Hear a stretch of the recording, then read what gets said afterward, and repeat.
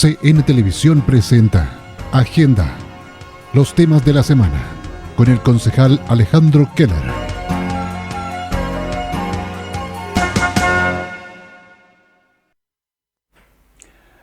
Muy buenas tardes, estimados amigos y amigas televidentes. Como todos los fines de semana, damos inicio a un nuevo programa informativo de nuestras actividades como concejal, pero en esta ocasión quiero anunciar la visita de un gran amigo y compañero que nos va a acompañar durante todo el programa, ex ministro de Salud, ex intendente de la región metropolitana, ex director de FONASA y actual integrante de la Mesa Nacional de COVID. Álvaro Erazo, el doctor Álvaro Erazo. Y también nos acompaña nuestro amigo y compañero Rudy Aro, nuestro cientista político local para los análisis políticos correspondientes. Yo, como siempre, me gusta y creo que es necesario iniciar, Álvaro y Rudy, nuestro programa informando sobre las cifras COVID comunales del viernes. ¿Ya? Hay que decir que tuvimos 152 contagios, con lo cual, cifra con la cual subimos a 341 activos, la tercera comuna con mayores contagios en la región. Y por lo tanto, con esas cifras anunciamos una mala noticia, porque a partir de mañana sábado se inicia un retroceso a la fase 2. Eso es una mala noticia porque las cifras están indicando un alza en nuestra comuna, en nuestra región y a nivel de país, yo diría exorbitante, es decir, supera absolutamente todo lo que se había previsto. Por lo tanto, nuestro llamado es que la única posibilidad que tenemos es ser respetuosos de las normas sanitarias, que es la forma en cómo nos cuidamos nosotros, pero también a nuestros seres queridos y a nuestros vecinos, amigos y amigas en general. Por lo tanto, mantenemos nuestro llamado de alerta a cuidarnos frente a esta terrible pandemia que nos afecta y que trastoca de una u otra forma nuestra vida social y económica, especialmente la económica en esta fase tan importante de actividades veraniegas. Quiero comentarles brevemente que como actividad principal de la semana asistimos, en mi calidad de concejal, a la incorporación de nuestra comuna a la Asociación de Municipios que conforman el Valle de Conservación del Río San Pedro, que es un área protegida muy importante. Históricamente han participado de esta asociación las municipalidades de Los Lagos y Mafil, que son pioneras en este asunto, y en esta ocasión se incorpora Panguipulli y Valdivia, lo que es un mensaje muy fuerte en términos de las protecciones necesarias de la cuenca Lácar-Valdivia, porque como ustedes saben, nuestra cuenca se llama efectivamente Lácar-Valdivia, puesto que su inicio está precisamente en el lago Lácar, que pertenece a la República Argentina, pero que desagua sus aguas a través del río San Pedro al Océano Pacífico. Entonces, para Panguipulli es muy importante mantener como política pública municipal la protección de nuestro patrimonio medioambiental. Y en ese sentido, entonces, quiero destacar esta iniciativa que esperamos traiga beneficios muy concretos para asegurar la debida protección de la inmensa riqueza medioambiental que tiene nuestra comuna. Dicho esto, yo quiero invitar a nuestro amigo y compañero Rudy Aro a que iniciemos esta conversación, porque en el país están ocurriendo cosas muy importantes. Tenemos ya el inicio de la etapa más bien de discusiones de asamblea, de la Asamblea Constituyente. Estamos a poco menos de un mes de la asunción del nuevo gobierno del presidente Boric. Tenemos conflictos serios en el norte de Chile y todo esto se da en un marco de mucha expectativa respecto de las posibilidades del gobierno del presidente Gabriel Boric. En ese sentido, entonces, la presencia del exministro Álvaro Erazo, vinculado a la política nacional, pero también a lo específico que tiene que ver con las medidas del COVID, la implicancia, la visión que tú tienes, Álvaro, como especialista en esta materia, de cómo va a evolucionar en el mundo, en nuestro país, en nuestras comunas, esta pandemia, porque estamos viviendo, entiendo, la tercera ola y no hay ninguna señal que nos indique que esto vaya a acabar. Rudy, por favor, iniciamos entonces esta conversación abierta con un personaje nacional. Sí, claro. Bueno, yo creo que hay que destacar eso, que Álvaro es un personaje nacional. Y en su calidad de ministro, de subsecretario, de exintendente, dirigente juvenil, ¿no es cierto?, universitario, pero además también en otra faceta que a veces uno no destaca, pero que está en los registros biográficos, que fue director del Banco Estado.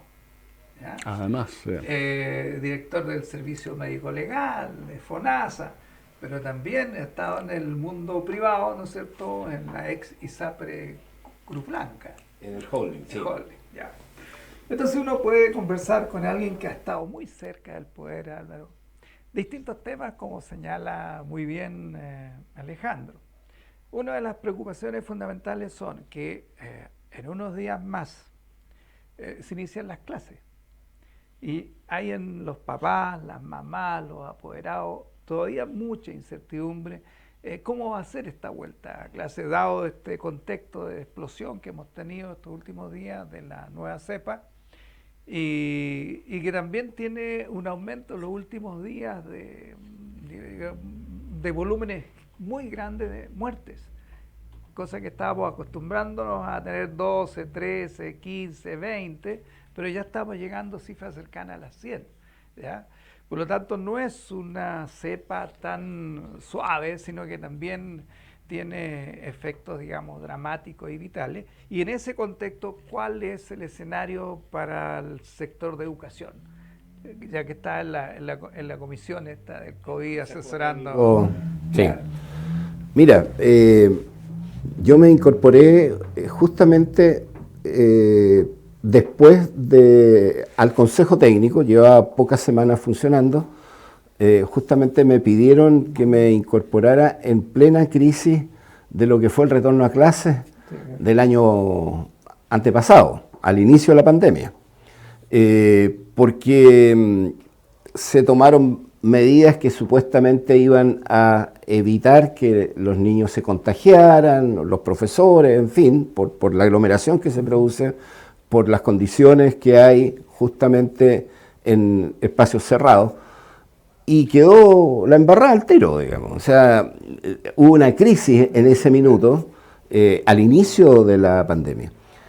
Y a mí me pidieron, yo siendo de oposición, por supuesto, en un espacio donde ya estaba participando en la mesa social, el Colegio Médico, con Isquia Siches como presidenta, el Colegio de Profesores. Esta era la mesa técnica. Y trabajamos de ahí en adelante muy bien articulados, por supuesto cada uno en su rol. Nosotros somos 7 especialistas en salud pública, en virología. Yo diría que son las personas más destacadas, salvo yo que no soy virólogo, soy salubrista, pero son todos de niveles de investigación de punta, digamos. Yo, por supuesto, me he dedicado a ser profesor, hoy día soy profesor de la Universidad Católica, pero básicamente por la experiencia en salud pública, habiendo sido autoridad frente al H1N1, como ministro nos tocó, yo accedí, por supuesto, a colaborar. Este es un cargo que no tiene ninguna remuneración, en buena hora, porque no tenemos relación con el Estado, en el sentido de que no dependemos del gobierno, pero somos un consejo que tiene que asesorar cuando se nos pide y cuando nosotros pensamos que es importante que nos escuchen. Digo esto porque en la situación del retorno a clase de los niños hay mucha evidencia, y tanto el futuro presidente, hoy día presidente electo, Gabriel Boric, como también Isquia, futura ministra del Interior, ha puesto un énfasis en que los niños son los primeros que se tienen que incorporar y los últimos en salir en un escenario de pandemia, digamos. Vale decir, por el valor que tiene la educación, porque los niños al final del día van perdiendo esa conexión natural que se da por la relación presencial con sus profesores, los contenidos curriculares, el espacio de convivencia social que tienen con sus pares, por supuesto el rol insustituible que tiene el profesor haciendo lo que sabemos, incluyendo también la alimentación que entrega Junaep, que es muy importante. Entonces, hay una convicción de que los niños tienen que volver. Pero, a mí me lo han preguntado en un par de radios, en la televisión, yo digo, mientras no tengamos una baja del número de casos, a lo menos 10 días, sostenido. Hoy día vamos subiendo, como decía nuestro concejal, nuestro amigo Alejandro Keller, a quien aprovecho de saludar y agradecerle la invitación de estar acá. Él es un gran amigo. Me acordaba de la oficina de FONASA, que gracias a la presión que hizo Alejandro, instalamos una oficina de FONASA hace muchos años atrás. Que espero que esté todavía. Estaba funcionando, Muchas gracias, Rudito, también fuiste parte de todos esos esfuerzos. Entonces, y yo creo que si va a la baja, en 10 días, uno puede tener confianza que no vamos a tener una situación compleja, porque hoy día el virus, digámoslo con claridad, este virus es el de más alta diseminación que hemos conocido hasta ahora. Y ahora se han descubierto 2 subvariantes que todavía no se han identificado en nuestro país, pero a mí no me cabe la menor duda de que va a estar. Y esa segunda subvariante es más rápida todavía. O sea, es la que ha provocado más estragos. Nosotros en Chile, del total, tenemos 90% que es Omicron. El 10% es Delta, ¿ya? Y la curva de crecimiento es complicada. Ahora, si tú ves, todos los países han tenido un pic muy acelerado, que yo siempre digo un crecimiento casi vertical, aceleradísimo, porque la conectividad, o sea, la contagiosidad, la diseminación es muy rápida, y ya sabemos que lo que se transmite, una cosa son las gotitas de saliva, pero también se forman aerosoles. Entonces, los espacios cerrados, por eso que aquí es bueno que esté abierto, son muy dañinos. Entonces, las salas de clases, tú comprenderás acá en invierno, es imposible tenerlas cerradas. Entonces, bueno, por supuesto tienen que haber condiciones de que baje, como pasó en Europa, creció rápido y en un mes más o menos se da esta vuelta y empieza a descender. Argentina hace una semana atrás era horrible la situación de Argentina, horrible. No se compara con lo de Chile, con muy poco control sanitario, y tú veías la curva, los hospitalizados, y de repente, pese a que tienen menos niveles de vacunación que nosotros, ellos han tenido serios problemas para lograr, pero lo han ido alcanzando. Israel también, que es uno de los países que tiene buenos niveles de vacunación como Chile, también se pegó una baja, y Francia bajó. Alemania, aprovecho de hablar de Alemania por nuestro amigo, de sus pasados germánicos. Alemania es un caso muy especial, porque Alemania crece muy rápido, los números de casos estoy hablando, los casos activos, o sea, y los casos nuevos. Los casos nuevos suben por día muy rápido, se pega una bajada, y junto a Francia, Alemania, todos los países europeos, de Europa Central, todos suben, bajan, y Alemania vuelve a subir. Entonces, claro, lo que se ha dicho es que puede ser un nuevo brote o puede ser la nueva subvariante. Hasta ahora esto es de últimos días, no es una información en desarrollo, como dicen los periodistas, sí. Entonces, lo del colegio, yo creo que tienen que haber condiciones, comuna por comuna, colegio por colegio, con una preparación. Yo no sé cómo se está preparando aquí los colegios, pero tiene que haber una evaluación estándar que diga, haga el checklist, como se dice, ¿no? El checklist, es decir, ya están todos estos colegios, los apoderados, Hoy día hay cierta condición de obligatoriedad a los profesores, ¿no es cierto? Estableció el Ministerio de Educación que obligatoriamente los profes tienen que estar. Pero tú sabes que estas cosas dependen de los apoderados. Si los apoderados, por susto, no envían a los chicos, claro. Tienen temor, les falta información, que fue lo que en algún minuto pasó con las vacunas. Después ya, afortunadamente, nuestro país tiene tradición sanitaria, cultura sanitaria, y la gente se fue a vacunar. Entonces, y por último, no para meter susto, sino que es una preocupación. Al principio, recuérdense ustedes que el mundo científico, quienes estábamos en políticas de salud, decíamos que la evidencia mostraba que los niños no se infectaban. Y después se empezó a notar que los niños se infectan y también se mueren.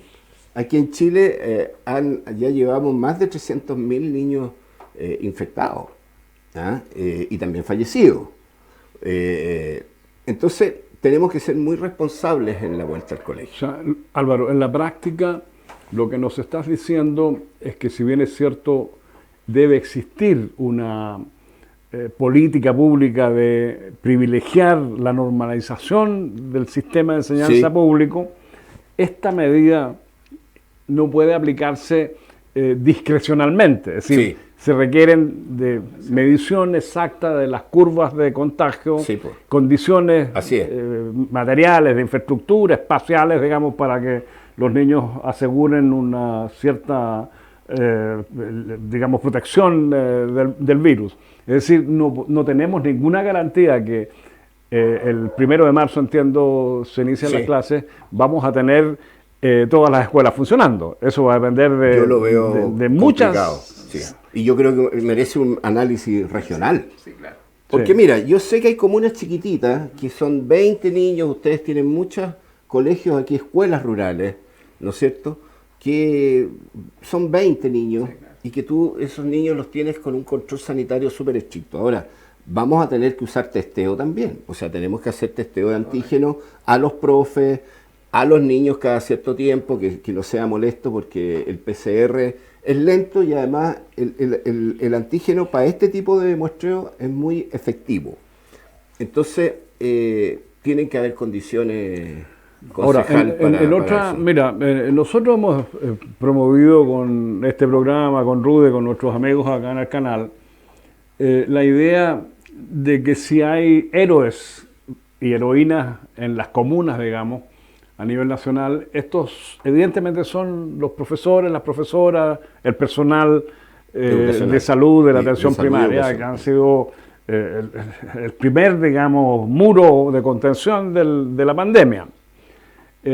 Esto, Álvaro, lo vivimos diariamente, digamos, ha provocado un agobio importante en el personal, especialmente en el área de la salud.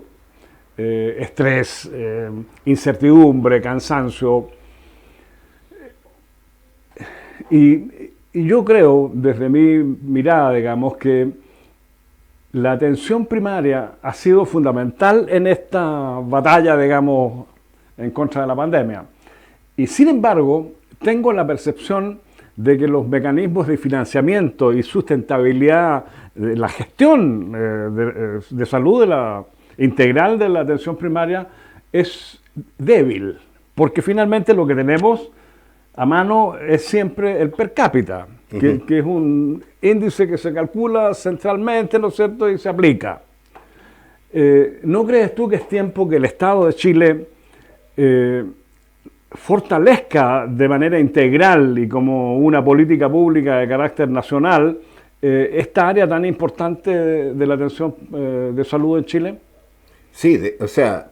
Incluyendo, por cierto, las condiciones de trabajo del personal. O sea, lo que ha demostrado esta pandemia, en primer lugar, es que el sistema público es el corazón de la atención de salud de todos los chilenos.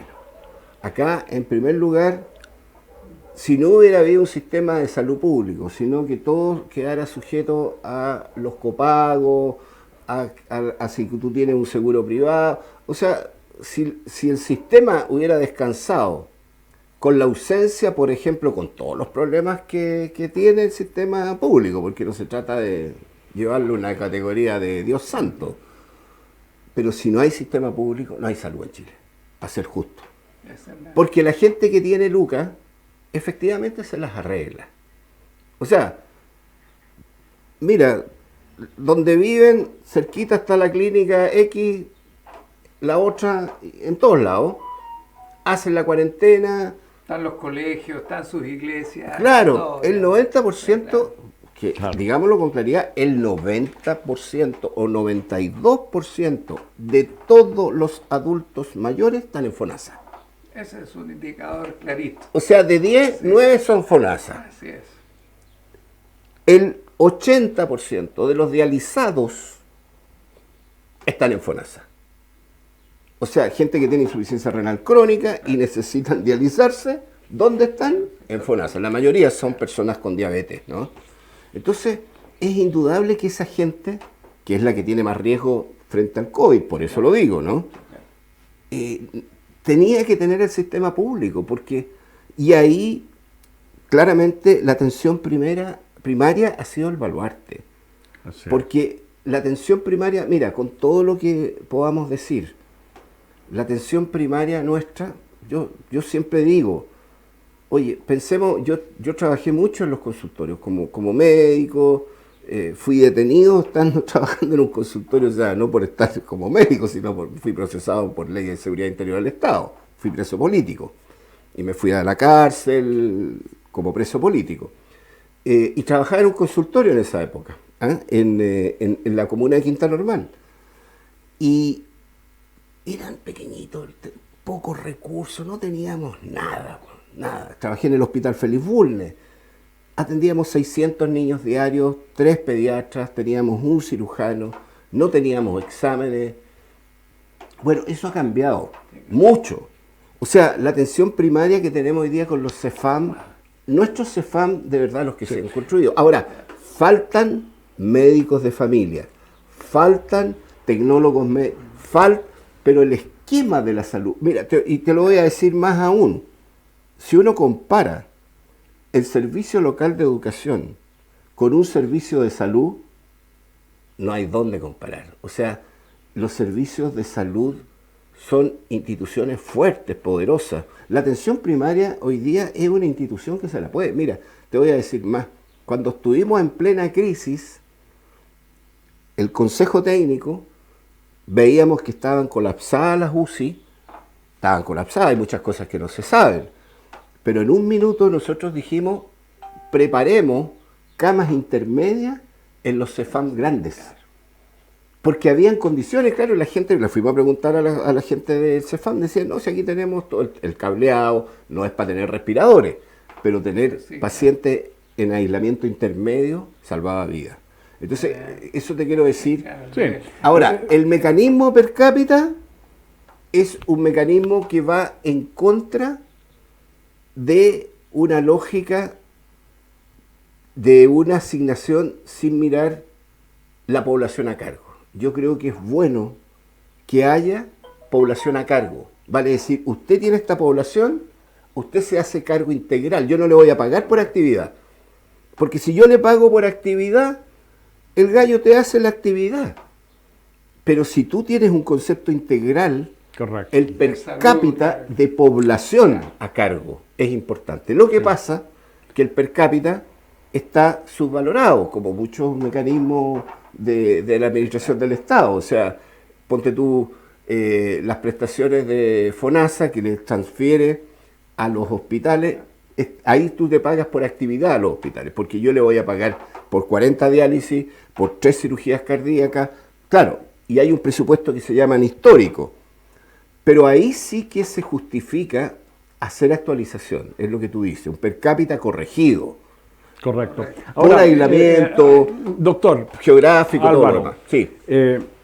Yo creo que esta experiencia tan dura de la pandemia va a permitir que el Estado, y yo me imagino que también en la Asamblea Constituyente, en la Convención Constitucional, en el fondo no es una asamblea, es una convención constitucional, va a permitir con una mirada mucho más práctica, mucho más integral, redefinir ciertas políticas públicas en el área de la salud. Sí. Estamos claros. Entre ellas, por ejemplo, tú sabes que Panguipulli tiene una necesidad en salud fundamental, que es un nuevo hospital público. En algún momento Sí, exactamente. buscamos financiamiento, cuando tú eras ministro, para inyectar recursos frescos, digamos, a un hospital que en el fondo es público-privado. Sí. Es privado, pero recibe Que es de las hermanas. Hoy día, claramente, la envergadura de esta comuna de Panguipulli exige que el Estado instale en esta comuna un hospital público. Es una medida, una tarea que no nos quita el sueño, es decir, nosotros estamos trabajando duramente por ello.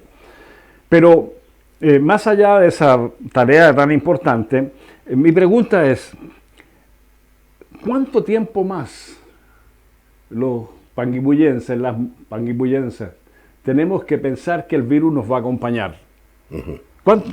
¿Cómo va a evolucionar esto en el futuro? ¿Vamos a dejar de usar mascarilla alguna vez en los espacios cerrados? ¿Vamos a volver a la normalidad? ¿Cómo viene el futuro? Complejo, compleja respuestas y preguntas, ¿no? Porque algunos países europeos ya están relajando medidas, Sí. en Mira. Corea del Sur.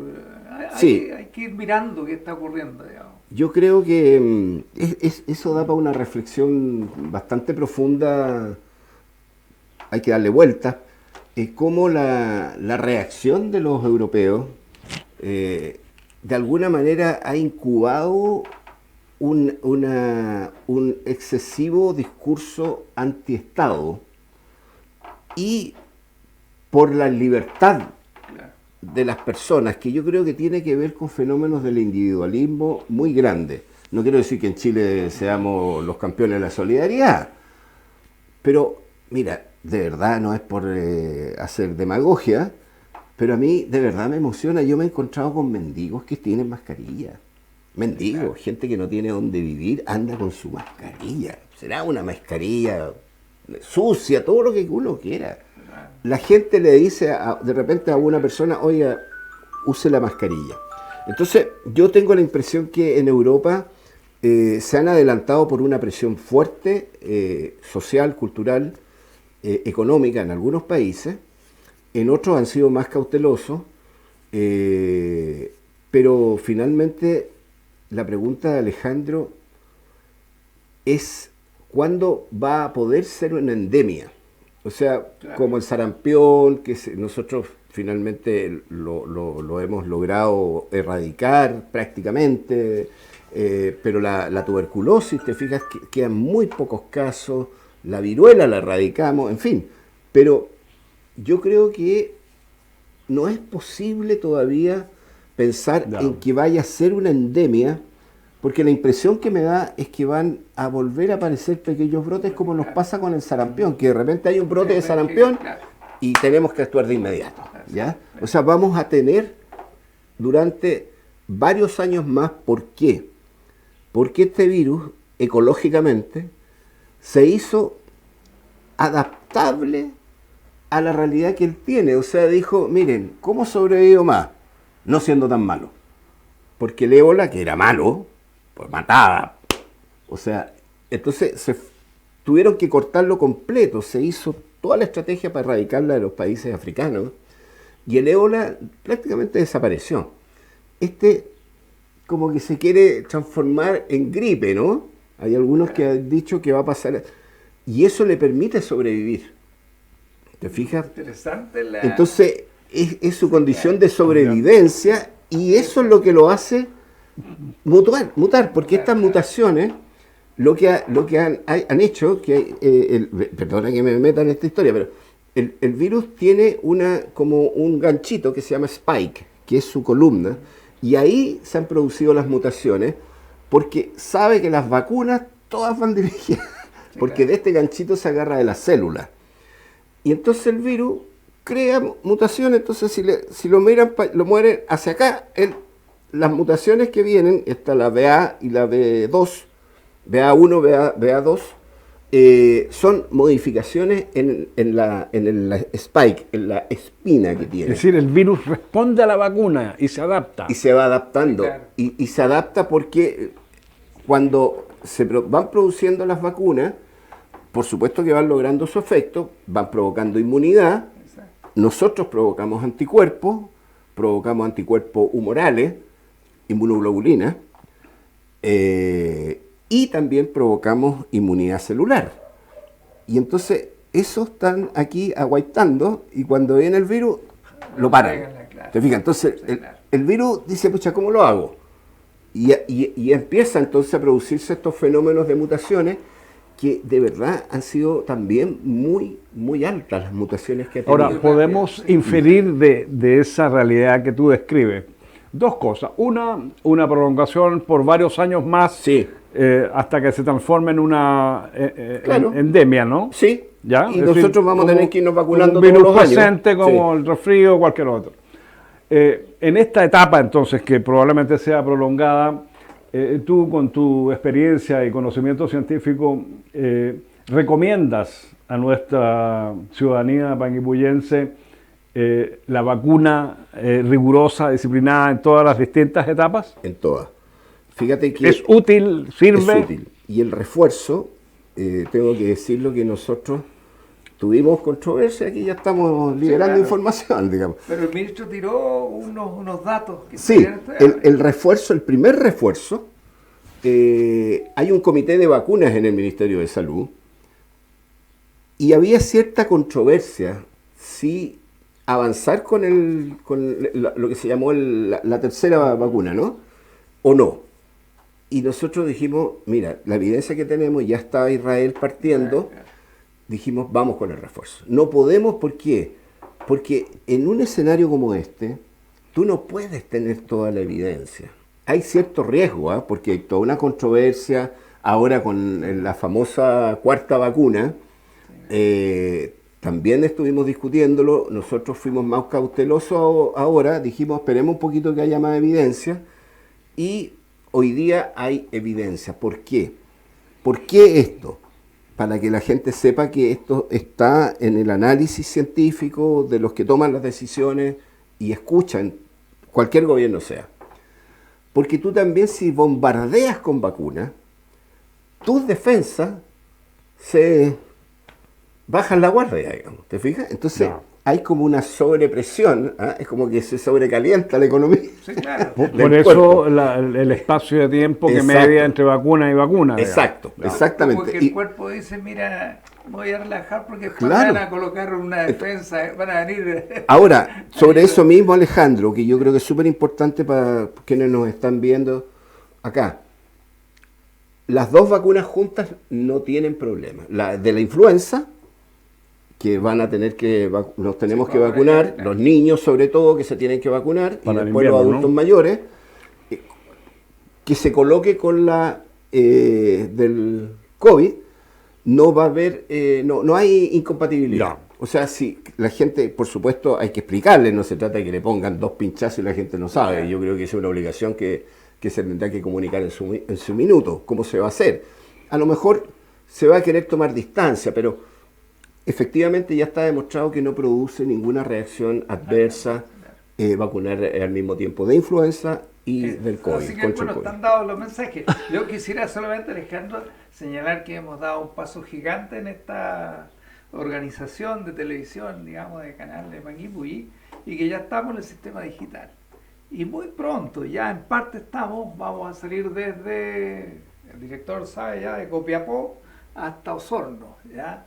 Y Gran a paso. fin de año vamos a llegar a la zona norte, de Arica, ¿no es cierto?, Tarapacá y todo eso, y hasta Chiloé.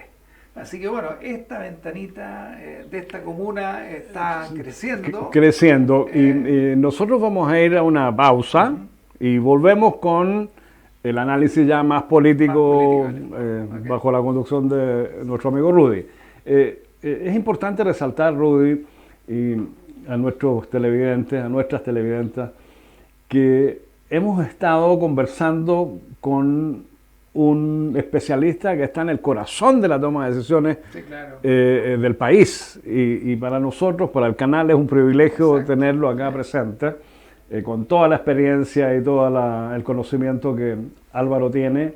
Nos ayuda a entender lo que vamos a enfrentar y por lo tanto desde la mirada de nuestra municipalidad, del rol de la municipalidad, digamos, podemos participar en el Consejo Municipal con propuestas, Exacto. recomendaciones, sugerencias sustentadas en la experiencia y base científica que el doctor Erazo nos está transmitiendo. Así que muy contentos por eso. Vamos a una pausa y ya regresamos. Es la agenda informativa de la semana con el concejal Alejandro Keller.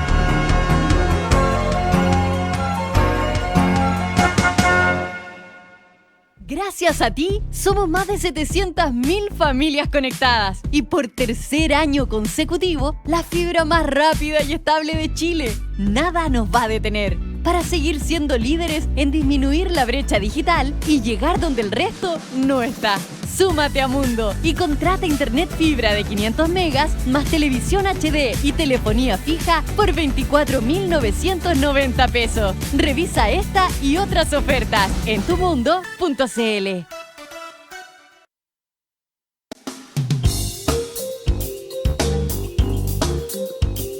Hola, soy el concejal David Ruiz y Fuentes. Los viernes a las 18 horas, Trending Topic. Actualidad, contingencia, los temas de interés de la comuna de Panguipulli. Viernes 18 horas, Trending Topic por CN Televisión, centralnoticias.cl. Fines de semana, la transmisión. Si viste una persona que provocó un incendio forestal o que se encontraba cerca del área y hora de inicio de este, denuncia inmediatamente y de forma anónima ante la PDI llamando al 134. Si no, dirígete a la unidad policial más cercana. Describe sus características físicas, vestimentas, tatuajes, cicatrices u otros elementos que ayuden a su identificación. También puedes adjuntar videos, fotos o audios. Si viste algún vehículo circulando cerca del área y hora de inicio del incendio forestal, registra su placa patente y color. Si es posible, identifica otras características que lo hagan distinto a los demás, tales como adhesivos, equipamientos extras, choques o abolladuras. Si encuentras un elemento extraño en el lugar del incendio, fotografíalo desde varios ángulos, sin tocarlo ni moverlo. Recuerda exactamente dónde lo dejaste y da aviso de inmediato a la PDI. Recuerda, la legislación penal sanciona tanto los incendios intencionales como negligentes, ya que ambos configuran delito.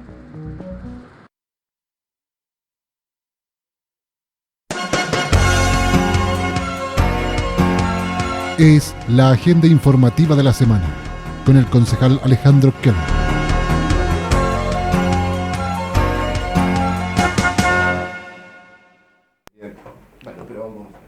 Bueno, ya estamos de regreso con la segunda parte de nuestro programa y en esta segunda parte queremos aprovechar la presencia del doctor Álvaro Erazo para intercambiar, conocer, digamos, aspectos relacionados con la contingencia política, que es muy importante.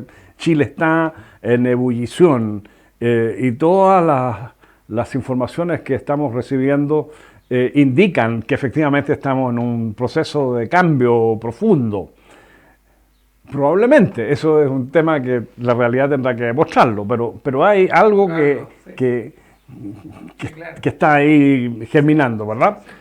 Rudy Aro, tienes entonces el espacio para Bueno, yo conversar con quisiera Rudy. para nuestros televidentes darle el contexto de la profundidad de lo que ha significado esta pandemia en términos de vida y qué sé yo. En la guerra del Pacífico, que tuvimos con los hermanos bolivianos y peruanos, murieron 14.000 personas, digamos. Ese es el volumen, de los cuales se estiman como 4.000 o hasta 5.000 algunos que fueron no de muertes de bala, digamos, sino que de epidemias y cosas, fiebre amarilla y cuántas cosas, por los climas tropicales y subtropicales, digamos. En la época del 73, 3.000 y tantos muertos entre desaparecidos, fusilados, ¿no es cierto? 30.000 y un poco más de torturados. Se habla de cifras de entre 200.000 y 400.000 exiliados. Y resulta que esta pandemia ya llevamos, según las cifras del Departamento de Estadística, 50.000 muertos. Esa es la profundidad, digamos, del dolor que acompaña a miles de familias en Chile y que a veces olvidamos o tratamos de morigerar, digamos. Pero sin duda que esta pandemia ha sido gigante. Y en el caso de Latinoamérica, si bien tenemos alrededor de un 6 o 7% de la población mundial, tenemos sin embargo casi el 30% de los muertos. Y esto es un indicador de la desigualdad en el mundo, porque además de este dato duro, las estimaciones de las Naciones Unidas con sus organismos pertinentes es de que en el caso latinoamericano los pobres han aumentado en aproximadamente 20 millones en Latinoamérica, que Chile también tiene una parte importante, ¿no es cierto? Tal vez fuimos los mejores, como decimos en el sur, guarecidos de la lluvia, con los IFE, con otras cosas que llegaron tarde, que lo habíamos conversado, pero que hubo una protección con vacunas que otros países hermanos no la tuvieron, y que provocó en síntesis, digamos, de que aquellos que tenían tengan más, una concentración del país. Es decir, hemos salido más desiguales en términos de poder, digamos, adquisitivo de esta pandemia, que todavía no salimos y que ha provocado un dato, y ahí como director del Banco del Estado. ¿Ya? O Banco Estado, la inflación. Es uno de los indicadores que nos ha golpeado ahora en enero, 1,2%, el año pasado sobre el 7%, y que es el que merma en definitiva, digamos, el poder adquisitivo de las familias. ¿Cómo debemos encarar? Porque una cosa es que cómo se produce la inflación es básicamente por dos formas. Una es que hay muchos compradores, mucha plata dando vuelta y pocos servicios, pocos bienes, y todos pelean y empieza a subir. Pero aquí en Panguipulli y en toda la región y en el país hemos visto que los precios de las ferreterías, de las cosas, de la canasta familiar, todo ha subido, ¿ya? Y lo otro es que también, por otro lado, los costos también puede subir la inflación, que la gente que produce también se le suben los insumos y traslada todo el costo. Entonces, podemos tener un problema grande. Y el Banco Central, que ha hecho en Chile, ha subido la tasa de interés para retirar circulante y evitar que la gente siga consumiendo y controlar. ¿Cómo hace un nuevo gobierno en este tema, digamos, de pandemia y economía? Uno es porque si se suben mucho las tasas de interés, la plata cuesta más cara, circula menos, la economía se bajonea, digamos, entonces hay menos trabajo. ¿Cómo hace Boris y su equipo, digamos, para compatibilizar? Porque estamos viendo... ¿Cómo lo ayudamos? Claro, ¿cómo se hace, digamos, esto? ¿Cuál es la opinión? Porque sí, no, sí, te entiendo Álvaro, perfectamente. porque Álvaro ha estado, fue ministro y ha estado como bombero de cuanta cosa que ustedes ni se imaginan, digamos, es un resolvedor de problemas graves en el país. Entonces, ¿cuál es la percepción de esto?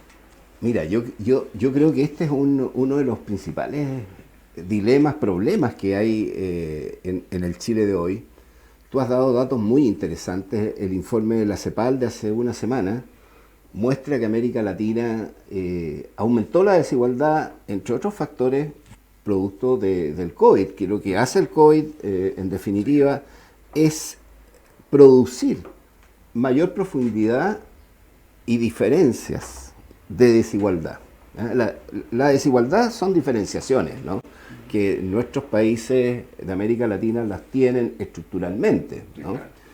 Y en ese sentido, creo yo que hay que reconocerlo, pero como tú bien dices, hay que decir tardíamente, el IFE, analizado en base a una relación con el per cápita PIB, o sea, el Producto Interno Bruto por persona, el IFE nuestro es el más alto a nivel mundial.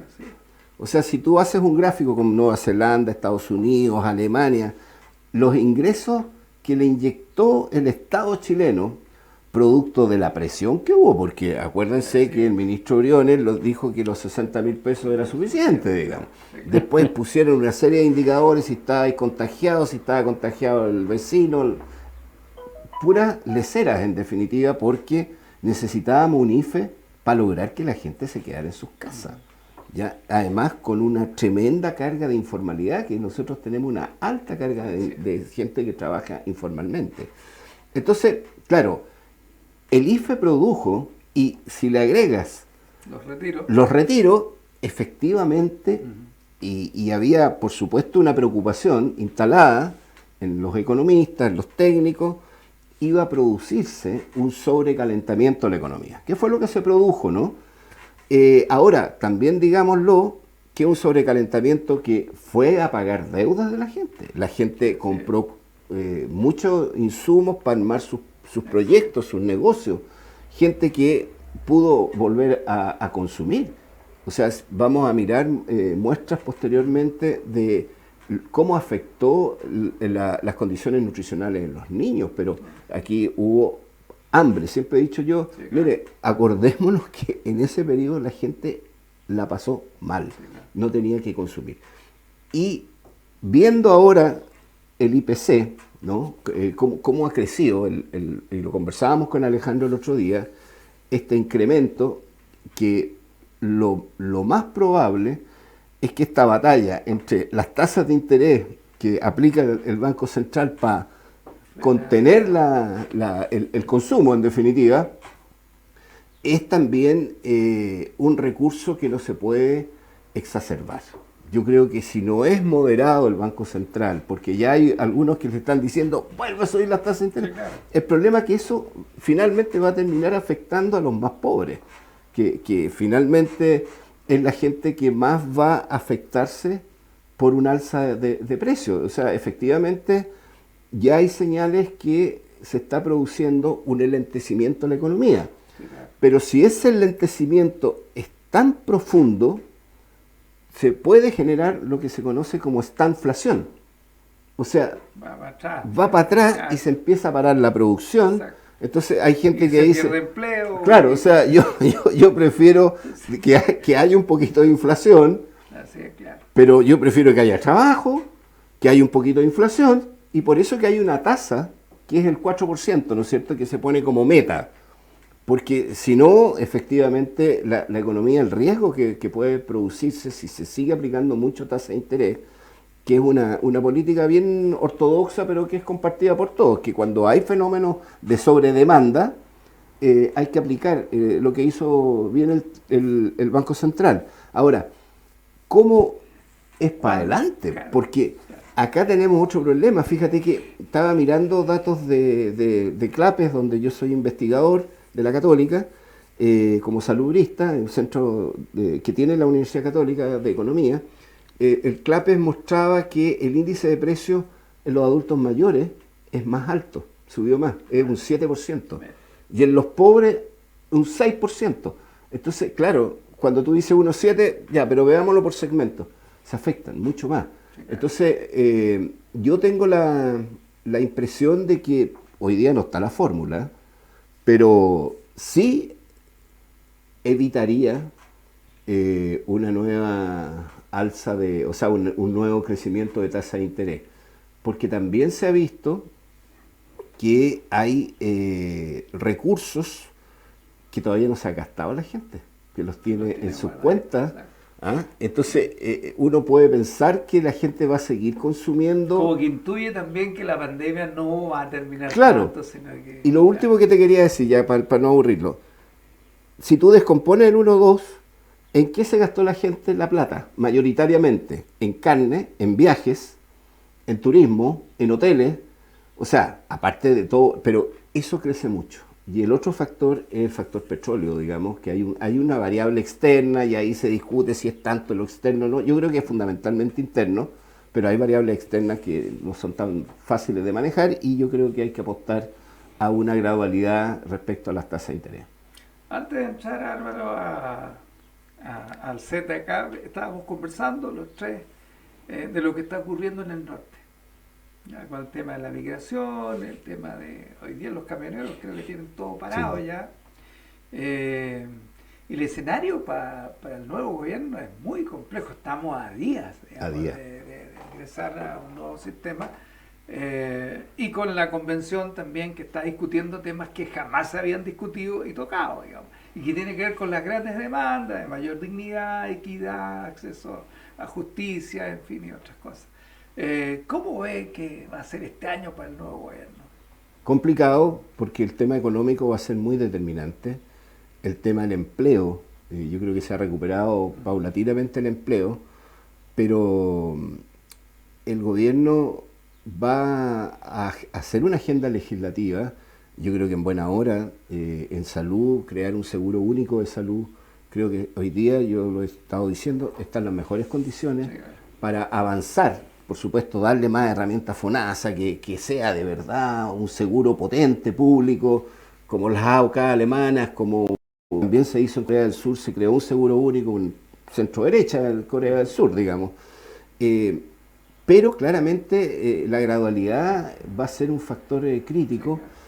Y este tema que tú dices del norte, que de verdad es de una gravedad enorme, y yo creo que lo de Cúcuta es una cachetada que hoy día nos está repercutiendo. A ver, invitar a Cúcuta a que se vinieran para acá. Lo recibimos. Lo recibimos. Claro. O sea, tenemos una situación de un eventual estallido de la gente en los territorios, y la vergüenza que hoy día el ministro del Interior también se había ido de vacaciones, vuelve a trabajar porque lo mandó a llamar el presidente. Hay 29 ministros que están de vacaciones. Entonces, y un ministro que estaba asumiendo otro trabajo al exterior. Y otro que se fue a conseguir. Entonces, mira, para decirlo corto, yo creo que este ha sido el peor gobierno de toda el inicio de la democracia en Chile. Un gobierno con falta de sensibilidad, te lo digo porque yo lo viví desde el Consejo. Nosotros pedíamos, oye, que el gobierno se ponga con lucas, que se ponga con lucas que nos competían también a nosotros para ayudar a la gente para que se quede en la casa. Que se pongan con lucas para efectivamente armar la estrategia de trazabilidad. Después cambian la estrategia de trazabilidad. Hoy día yo lo decía en una entrevista en la radio ADN, oiga, ¿cómo es posible que el mensaje va a ser si yo me enfermo yo te cuido? O sea, yo nunca había escuchado algo tan grotesco, y lo digo con autoridad, que el Ministerio de Salud tenga esa campaña, es decir, si yo me enfermo, yo te protejo, con la idea de que le vaya a contar a la vecina que se enfermó. Por Dios, yo te digo, eso es de verdad que es un desatino completo, ¿eh? Y yo lo digo, y lo he dicho también cuando partió esta idea que iban a suprimir el contacto estrecho, y les dije, ¿cómo se les ocurre? ¿Por qué? Porque estaban dando licencias los contactos estrechos, porque es evidente que sin contacto estrecho no puede ir a trabajar. Ahí anda la gente consiguiendo esas licencias médicas. Entonces, mi balance es que el gobierno va a tener que hacer una tremenda reestructuración en el gobierno. No quiero decir que saquen gente, ni mucho menos, porque hay gente que en los niveles medios son buenos profesionales. No, pero reestructurar las políticas públicas rápido. Sí, claro. O sea, yo creo que en el Ministerio de Salud, pese a que se han hecho grandes cosas, hay que avanzar en meter presión, porque tenemos listas de espera, y al ministro de Hacienda ir a tratar de que efectivamente no se nos ponga muy apretado, pero en un escenario económico como las reverendas, o sea, el gasto público es complejo, ¿cómo se va a administrar? Y como solucionador de problemas, digamos, históricos, digamos. Si ustedes supieran, estimado, en qué tema estaba. ¿Se acuerda del patio 29? El patio 29, sí, digamos, pues, doloroso. No se habían identificado nada. bien a los... Y había mucha gente que estaba ahí que no hacía nada. Así es. O sea, ha tenido... El gobierno de Boric se ha contactado para ver cómo se puede colaborar o contribuir, digamos. Sí, hemos conversado, o sea, yo creo que yo soy socialista, como socialista lo hemos apoyado. Tenemos un grupo de profesionales que le entregamos también ahí está todo el espectro, ¿eh? de área de salud y economía. Le entregamos propuestas que van un poco en lo que estamos conversando, sobre todo en materia de políticas sociales.